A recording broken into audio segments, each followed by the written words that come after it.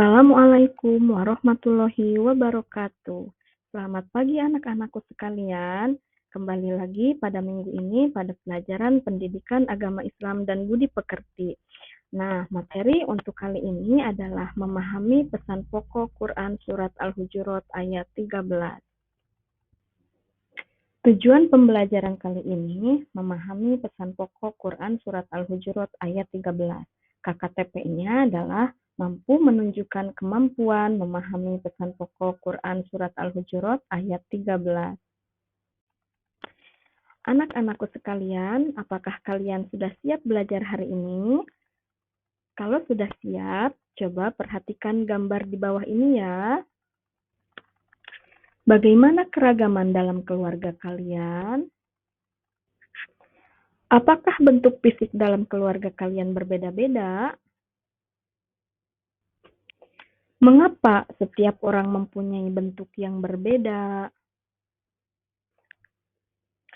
Nah, dalam Quran Surat Al-Hujurat ini, Allah Subhanahu wa Ta'ala memberi gambaran kepada kita tentang keberagaman manusia, tujuan penciptaan keragaman, dan kemuliaan di hadapan Allah Subhanahu wa Ta'ala. Manusia diciptakan dengan beraneka ragam. Hal ini merupakan anugerah Allah yang patut kita syukuri. Quran Surat Al-Hujurat ayat 13 ini juga berisikan prinsip dasar dalam hubungan antar manusia. Pada ayat ini ditegaskan kesatuan asal-usul umat manusia dengan menunjukkan derajat kemanusiaan yang sama di sisi Allah. Tujuan diturunkannya ayat ini agar manusia bisa saling mengenal.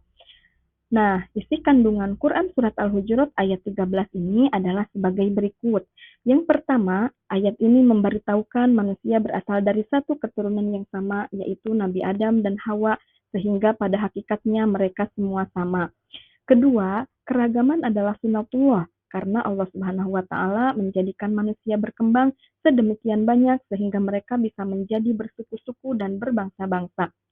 Yang ketiga, keragaman bukan untuk berpecah belah dan saling memusuhi, melainkan untuk saling mengenal. Dengan pengenalan yang baik akan terjalin kedekatan, kerjasama, dan saling memberikan manfaat.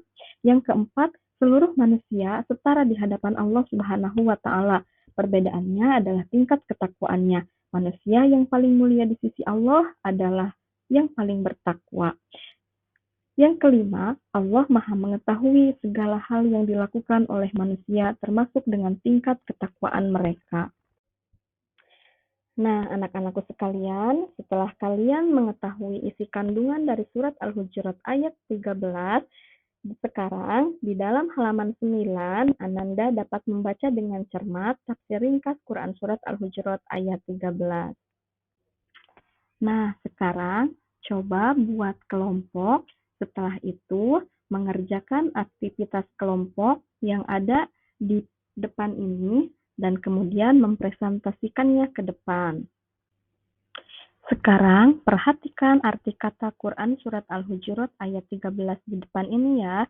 Kemudian kita akan membacanya secara bersama-sama. Setelah kalian membaca dan memahami arti perkata Quran Surat Al-Hujurat ayat 13 ini, Ibu harap kalian dapat mengerjakan tugas kalian. Dan bagi yang sudah lancar membaca Al-Quran, coba pasangkan ayat dengan artinya.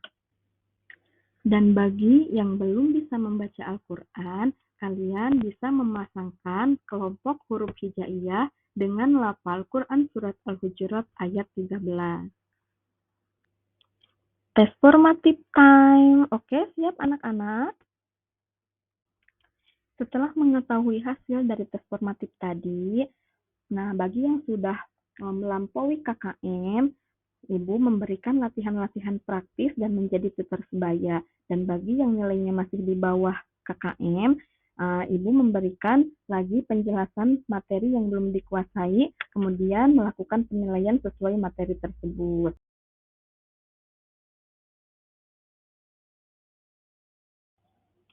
Materi untuk minggu ini cukup sekian.